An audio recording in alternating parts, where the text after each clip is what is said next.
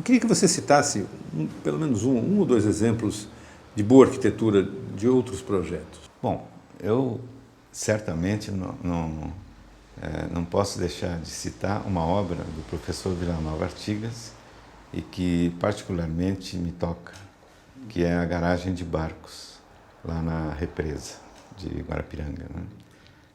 Ela é uma síntese de como a estrutura denota a arquitetura e de uma leveza e de um desenho extremamente belo, porque muito inteligente. Uma proposta de solução estrutural genial, em que a própria peça da estrutura define o caráter da arquitetura. E lá, entre os dois grandes peças, apoiada em com quatro apoios, então um sistema de sheds deixa a luz penetrar. É um trabalho fundamental para a arquitetura. Uhum. Quer dizer, a arquitetura tem que ser autoexplicativa? Não, primeiro ela tem que ser sentida. É que primeiro você sente, depois você lê racionalmente e percebe tudo que ela tem, que são os elementos fundamentais, vamos dizer, vitruvianos. A estabilidade, a funcionalidade e a beleza. O que as pessoas ganham da arquitetura, pelo fato da arquitetura ser realizada? Ou seja, o que uma cidade que tenha mais arquitetura é melhor do que aquela que tem menos arquitetura? Bom, é como você viver num mundo mais racional, num mundo em que todas as questões, todos os problemas que ele encerra são resolvidos com técnica e com inteligência e com arte. Quer dizer, o benefício disso é incrível, não tem preço.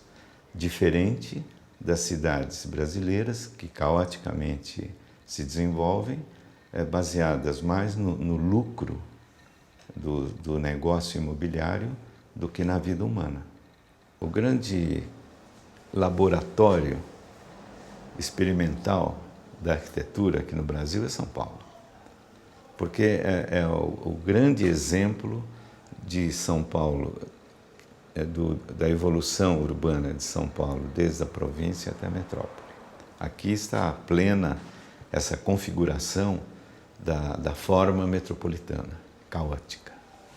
Então, todos os problemas, todos os defeitos têm que ser estudados aqui, porque ele exibe os problemas para as outras cidades do Brasil inteiro. Então, São Paulo é um laboratório importantíssimo. Mas, de outro lado, para entender a forma metropolitana na sua questão de grande número, de adensamento, de superposição de funções e de verticalização, também São Paulo nos dá uma medida do que é isso. Só que diferente do que está aqui. O que acontece em São Paulo? A verticalização, ela é média. Então, acontece que, não sei, num determinado momento, se falava muito em preenchimento dos vazios.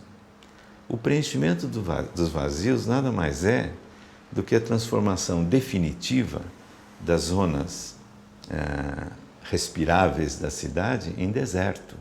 Porque você transforma tudo que é verde e terra permeável e com todas as características da terra não ocupada em terra ocupada.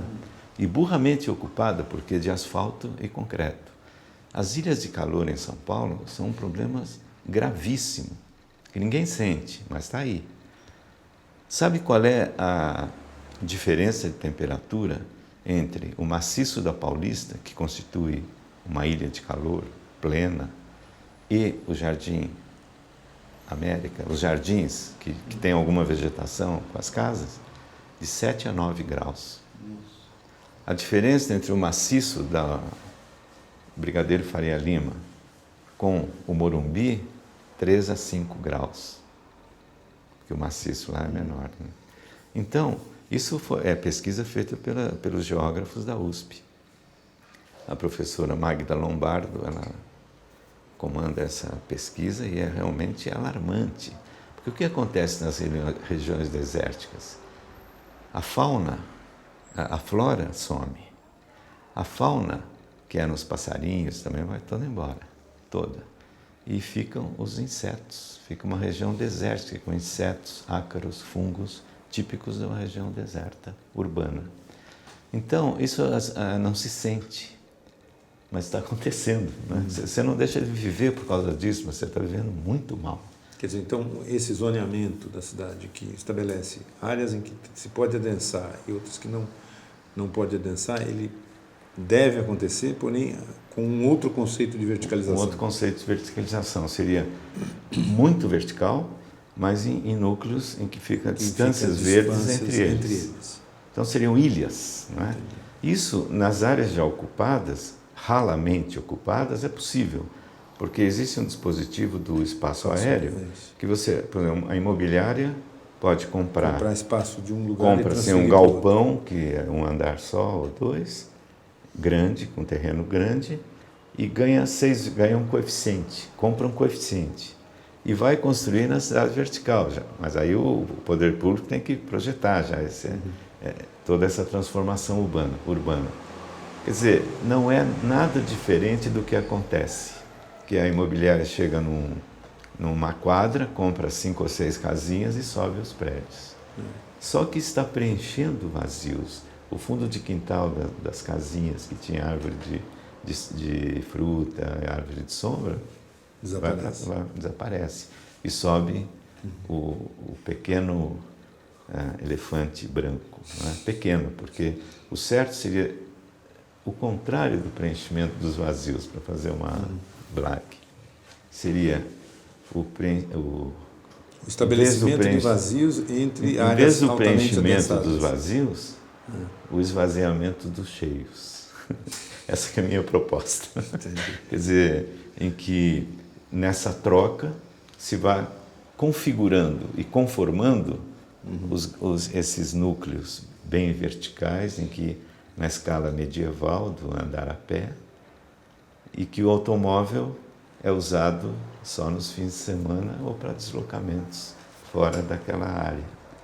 E sem mudar, porque as imobiliárias teriam sua nova construção nesses núcleos maiores. Claro que esse é um processo, em São Paulo, longo. Nas áreas que já estão comprometidas, não se mexe. Mas se você, por exemplo, pegar a margem dos rios, Tietê e Pinheiros, e que é o grande sonho de todo arquiteto paulista, o tal Parque Linear Urbano. Que já foi projeto efetivo nos anos 30 do século passado. Vários projetos nesse sentido. Né? E não vai acontecendo, e a cidade cada vez mais vai tomando conta. Se você fizer na linha de pé de montanha, onde acaba a encosta e começa a margem do rio, já existe uma avenida que vem lá de Santo Amaro e vai até Penha, que passa pelo Vila Leopoldina. É uma avenida de 4 pistas de cada lado, já existe essa linha. Então, aproveitando essa linha, fazer a projeto desses municípios ao longo dessa linha, que são 50 quilômetros, né? E vai trocando. O que tem de rala construção na beira do rio, vai virando verde, e quem compra tem direito a construir. Quer dizer, é só disciplinar um processo com um projeto definido. Esse é um projeto, pode ter outros, mas é importante que os arquitetos agora, diante dessa realidade pungente dessa necessidade de propostas, porque senão vai continuar ad eterno isso, né? Que os arquitetos avancem em outras ideias, e terão muitas, né? E é um momento estimulante, não mais da arquitetura do objeto, do edifício, mas exatamente como coloca o Norman Foster, de que o caminho da arquitetura é a interpenetração do urbanismo e da arquitetura, do edifício e da cidade. A produção de arquitetura na década de 50 era focada nos edifícios, prédios baixos, escolas, casas, porque era uma realidade de organização social. Hoje, as pessoas que moravam em casa estão passando para edifícios, praticamente todas. Morar em casa hoje já não existe. Nos bairros centrais aqui de São Paulo, isso acabou. Tanto que as casas são ocupadas ou por padarias ou por comércio, né? E poucas famílias ainda moram em casa. Você é um otimista em relação à arquitetura? Bastante. Bastante. Eu acho que, na medida em que a sociedade entenda a qualidade espacial, estética, construtiva, que os arquitetos podem oferecer, ela vai ser mais feliz, porque vai morar bem. E aí, nesse aspecto, eu lembro de uma palestra, uma das 12 palestras que o grande filósofo Heidegger, alemão, fez em Londres, em que ele coloca que, para ele, a palavra, a língua é o ser, a essência do ser é a língua. E ele no caso da arquitetura, ele pega o Baubauen como construção, que tem o significado hoje de construção. E no método dele, ele vai no tempo, na origem, e encontra o sufixo bin, que é ser feliz. Quer dizer, então, construir é ser feliz. Construir é ser feliz. E toda vez que a construção se afasta desse eixo de conceito de felicidade, ela deve ser revista e retomada no tempo. Então, esse método é o método central do pensamento da arquitetura em todo o mundo. É ligar a construção à felicidade.